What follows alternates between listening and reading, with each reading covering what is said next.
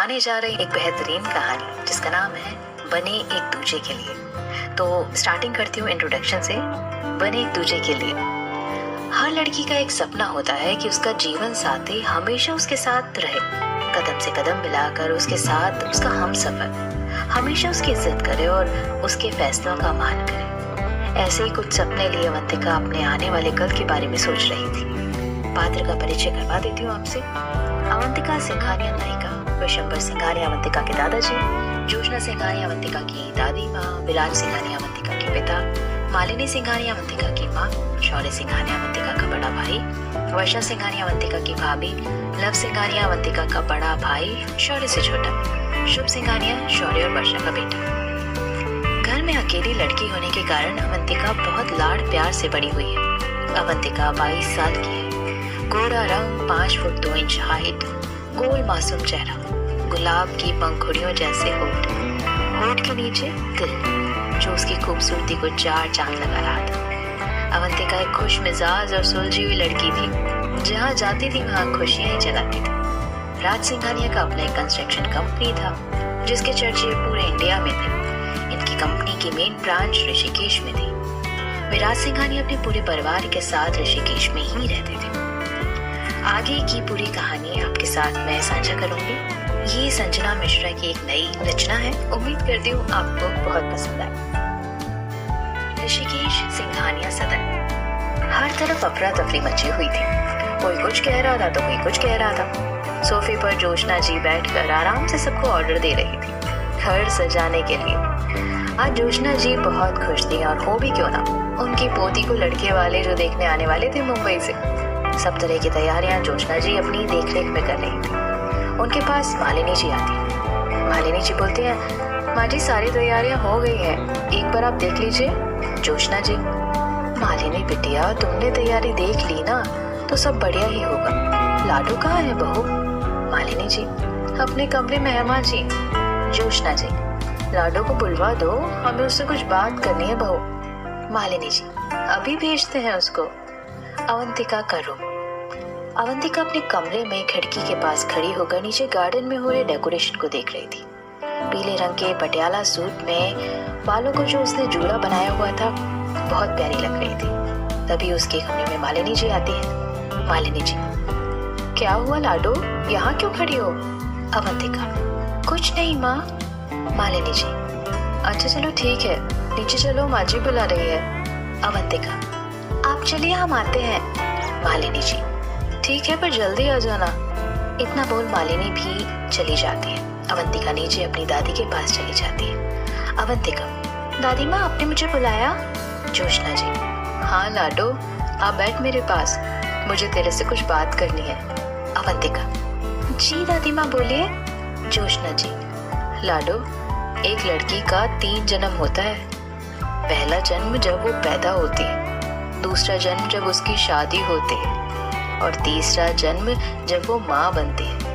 बेटा, आज तक तूने एक अच्छी बेटी, अच्छी बहन, ये सारे रिश्ते बहुत अच्छे से निभाए हैं, लेकिन अब तू किसी की घर की बहू बनेगी तो अब तुझे एक अच्छी बहू, एक अच्छी पत्नी, एक अच्छी भाभी बनना है, समझी? अपने ससुराल में तू कभी अपने मायके की नाक कटने मत देना। लाडो, तू समझ रही है ना मैं तुझे क्या बोल रही हूँ? अवंतिका, जी दादी माँ मैं समझ गई।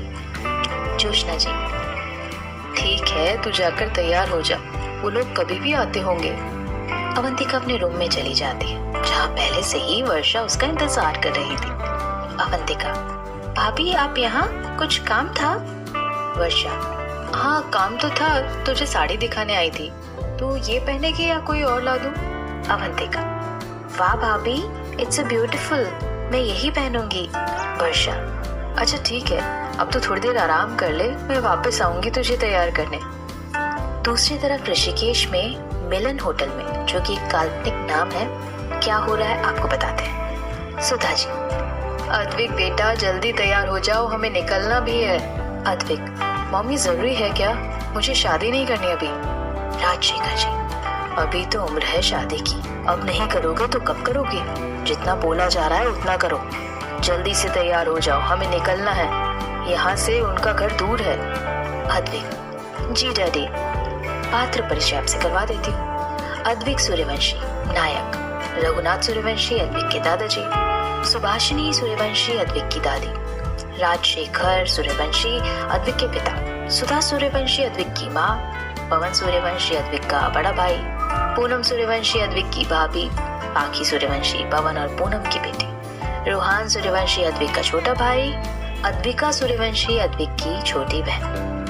रघुनाथ सूर्यवंशी और विशंबर सिंघानिया दोनों बचपन के दोस्त हैं और अपनी दोस्ती को रिश्तेदारी का नाम देना चाहते हैं। इसलिए रघुनाथ जी अपने पूरे परिवार के साथ में घर आ रहे हैं उनकी पोती अवंतिका को देखने। रघुनाथ सूर्यवंशी का अपना एक बहुत बड़ा फैशन डिजाइनिंग का कंपनी है जो कि उनके बेटे और पोते चलाते हैं। Milan hotel, Advik room scene. Advik परेशान सा इधर उधर चक्कर काट रहा था, तभी उसके कमरे में उसके बड़े भाई पवन आते हैं। पवन, क्या हुआ तुझे, क्यों परेशान लग रहा है? अद्विक, भाई आप तो जानते हो मुझे अभी शादी नहीं करनी। पवन, देख छोटे, वो लड़की बहुत अच्छी है, पूरे घर को संभाल कर रखेगी और वैसे भी उम्र तो तेरी हो ही गई है। अद्विक, भाई कहाँ, हम लोग मुंबई में रहने वाली लड़की ऋषिकेश में, अब तो जानते हो मुझे ऐसी घरेलू लड़कियां नहीं पसंद। पवन, घरेलू तो तेरी भाभी नहीं है, वो तो तुझे पसंद है। अद्विक, भाई भाभी माँ की बात अलग है, मुझे नहीं पसंद कोई ऐसी घरेलू लड़की मेरी जीवन संगनी बने। तभी कमरे में सुधा जी आती है और अद्विक और पवन से कहती है कि जल्दी तुम्हारे पापा नीचे वेट कर रहे हैं। सुभाष जी की बात सुनकर अद्विक मन महसूस कर अपनी फैमिली के साथ लड़की देखने चला जाता है। सिंघानिया सदन। दो बड़ी सी गाड़ी सिंघानिया सदन के सामने आकर रुकती है। बिल्कुल आलीशान पुराने जमाने की हवेलियों जैसा था। मेन गेट के पास दो दरबान थे, गाड़ियां थी। दोनों दरबानों ने मेन गेट खोल दिया। तभी वहाँ विशंबर सिंघानिया और विराट सिंघानिया आते हैं। विशंबर जी, आइए आइए, स्वागत है आप सबका। रघुनाथ जी, विशंबर तू ये फॉर्मेलिटी क्यों कर रहा है? विशंबर जी, अरे रघुनाथ जी, अब आप हमारे पोती के ससुर होंगे, थोड़ी समधी वाली फीलिंग भी तो होनी चाहिए ना। रघुनाथ जी ने कहा, हाँ ये बात तो है, तब तो हम तुमसे बहुत सेवा करवाएंगे। विराट जी, आइए आप सब पहले अंदर तो आइए। फिर पूरा सूर्यवंशी परिवार सिंघानिया सदन के अंदर जाता है। वहाँ पर उनकी बहुत खातिरदारी होती है। फिर सुभाषिनी जी जोशना जी से कहती है, सुभाषिनी जी, अरे जोशना अवंतिका को तो बुलाओ। जोशना जी मालिनी जी से कहती है कि वर्षा को बोलो अवंतिका को लेकर आने के लिए। मालिनी जी कहती है, जी माँ जी। थोड़ी देर बाद वर्षा अवंतिका को लेकर आती है। जब सब अवंतिका को देखते हैं तो देखते ही रह जाते हैं। गुलाबी रंग के अनारकली सूट पहने हुए वो बहुत खूबसूरत लग रही थी। उसके काले लंबे कमर तक आते बाल को उसने खुला छोड़ रखा था। मेकअप के नाम पर सिर्फ काजल और हल्की पिंक लिपस्टिक लगा रखी थी। सादगी में भी वो सुंदरता की मूरत लग रही थी।